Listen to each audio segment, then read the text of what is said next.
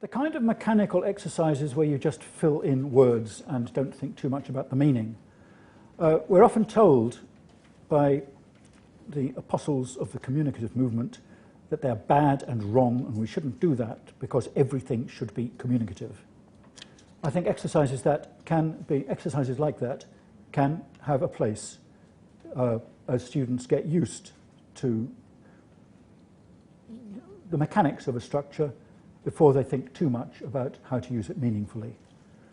But certainly, if students can practice a structure while talking about meaning, while talking about something interesting, so much the better. I'm going to stop talking for a minute and a half. I'm going to ask you to remember something strange you believed when you were very small.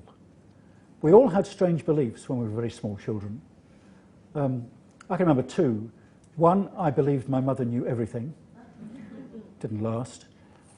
And the other, I remember seeing what I thought were burning men flying across the sky. I believed there were burning men flying across the sky. Reconstructing, it must have been Guy Fawkes Night, rockets, and I thought they were men. And a child of that age, I couldn't have been 2 years old, seeing this through the bedroom window. Well, everything is strange for children that age. Burning men flying across the sky are no stranger than all the other things that happen in the world.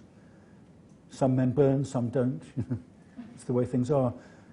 Minute and a half, please think back to something weird you believed when you were a kid and tell somebody else. That is actually, all of this is much more interesting than grammar, but anyway. You've just done the second part of a two-part exercise. The first part is a routine grammar exercise. An imaginary person called John thought these things when he was small. Actually, these are nearly all things that I thought when I was small, except for spaghetti. I thought it grew in tins. All children think the teacher lives in the school.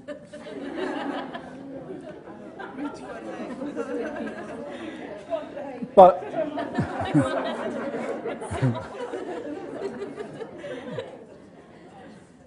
the second thing is the interesting bit, where grammar becomes personalised. One thing I feel concerned about is we're awfully good at communicative language practice, but the lessons don't often spill over into grammar practice. That's to say, other kinds of language work may be extremely communicative and interesting. People tell each other interesting things, and the grammar bit can be awfully boring. And if we can, the more we can make the grammar communicative like the other stuff, the better. How else? A poem again. This is one used for exercise, not for example. It's a great poem by Robert Frost. And I took out the infinitives, students put them back. And once they've done that, you can do something interesting. Have a quick look, and then we'll do something interesting. All right, here it comes. What we're going to do is this.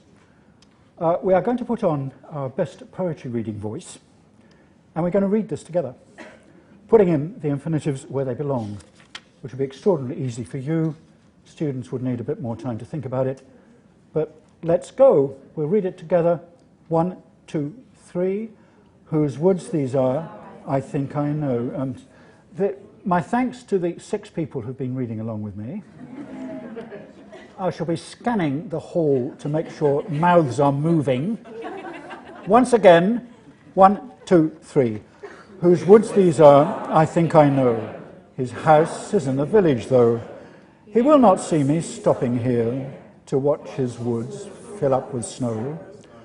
My little horse must think it queer to stop without a farmhouse near, between the woods and frozen lake, the darkest evening of the year. He gives his harness bells a shake to ask if there is some mistake. The only other sounds, the sweep of easy wind and downy flake.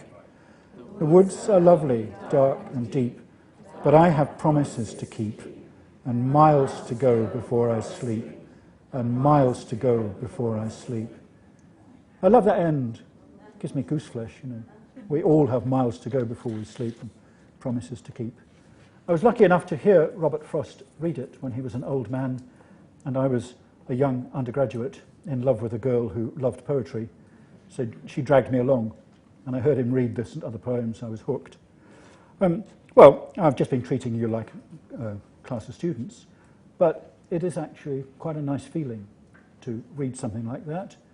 And if you were students who needed a bit of work on infinitives, doing that at the same time.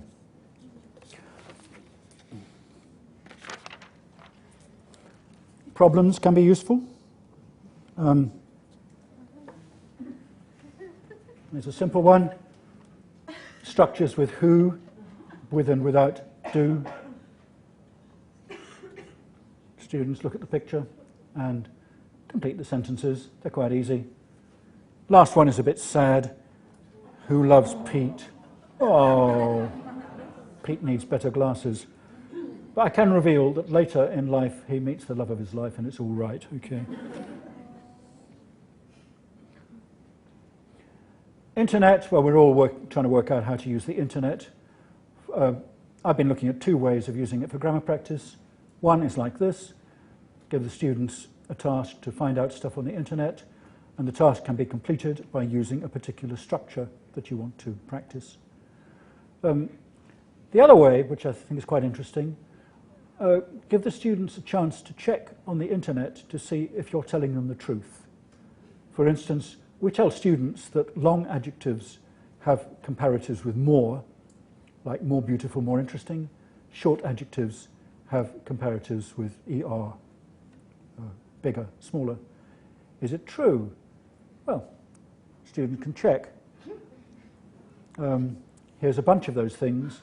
And actually, you can find anything on the internet, including quite a few examples of beautifuler, which may have been put in by people who learnt their English a very long time ago, because in the 18th century you could say that.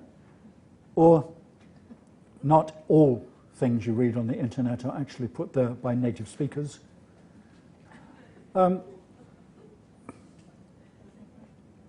Here's a quite simple way of practicing a bit of grammar.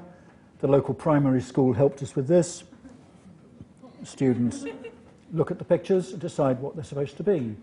So what about the first one? House, all right. Second one? You're supposed to say it's supposed to be a house, it's supposed to be an aeroplane. Do you have classes like that? Yeah. The interesting bit comes when that's finished, of course, because the students then do their own rotten little drawings and pass them around, and they say what each other's drawings are supposed to be, and it's a wonderful moment for the kid in the class like me who can't draw, because they're the ones who really provide the practice.